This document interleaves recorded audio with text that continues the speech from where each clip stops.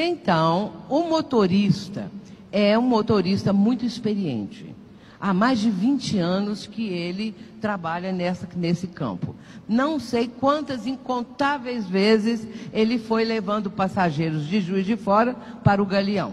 Só que naquela manhã, ele errou o caminho. Não tinha como errar.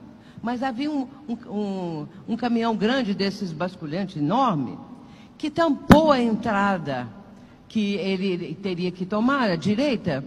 Ele entra na favela.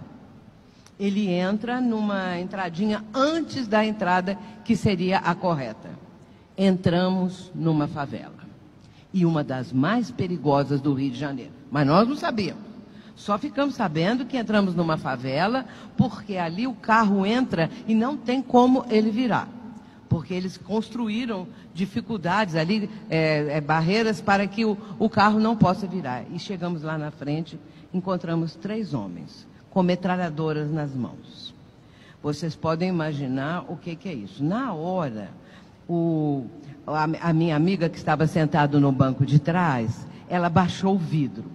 Eu não baixei o vidro porque eu fiquei olhando o que o motorista estava fazendo. Ele baixou depressa o vidro, porque um dos homens com metralhadora veio falar com ele. E o homem falou exatamente assim: meu irmão, errou o caminho, não é? Aí ele ficou assim, que a gente não esperava uma pergunta dessa, né? Eu errei o caminho e tudo. Ele falou: então, não tem importância não. Tá vendo lá na frente? Você vai lá, vira o carro e pode ir assim, dessa maneira. E o outro foi no vidro que a minha amiga baixou, foi ali naquele momento, e falou com ela assim: e as 2 senhoras também vão com Deus. Assim. E nós ficamos, aí imediatamente, ele foi dirigindo o carro para fazer a volta, e nós assim gritando, falando alto, nem sei como: fiquem com Deus, eu não sabia como que eu ia agradecer aqueles homens. Eu acho que eu falei 50, fiquem com Deus. Fiquem com Deus, Deus abençoe, não sei o quê. Quando nós chegamos na rodovia, porque você não tem outra coisa para falar, né? Quando nós chegamos na rodovia, eu falei assim: para em algum lugar, falei para o motorista, por favor, onde der você para, que nós vamos orar. E vamos agradecer a Deus o mal que não nos alcançou. Porque Joana recomenda: agradece a Deus o mal que não te alcançou. Aí nós paramos o carro, aí sim, trememos, aí a pessoa fica tremendo, uma chora, outra... E aí começamos a pedir pelos 3 homens. Pedir por eles, não é? Porque eles deram ali para nós algo muito diferente. Porque uma semana depois, uma senhora, na mesma rodovia, mas só que do outro lado, entrou por engano e eles mataram ela. Mas aí ainda tem um pedacinho ainda. Isso foi no domingo, na segunda-feira. Na terça-feira, era o dia da nossa mediúnica.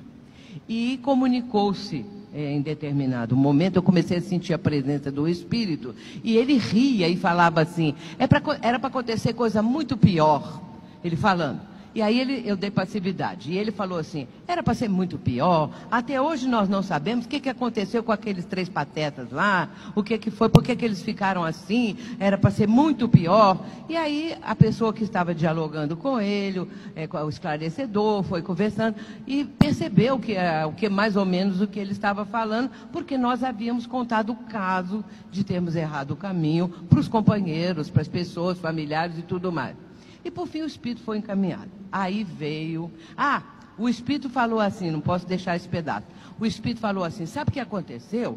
Que de repente apareceu uma claridade que ficou tomando aquele carro todinho e foi até lá nos 3 patetas. Ele falava assim, foi lá naqueles 3 lá que estavam apatetados. Então, com aquela claridade, e aí eles não tiveram condição de fazer coisa nenhuma. E aí, depois que ele foi levado, encaminhado, o mentor veio e disse que aquela proteção, aquela claridade, significava a proteção do alto para nós 3 que ali estávamos. Mas esclareceu o seguinte: não que fôssemos privilegiados, porque todos aqueles que trabalham no bem têm essa proteção. Trabalhe no bem, seja voluntário, faça parte de algum tipo de trabalho que você ajude ao próximo. você vai receber esse tipo de proteção.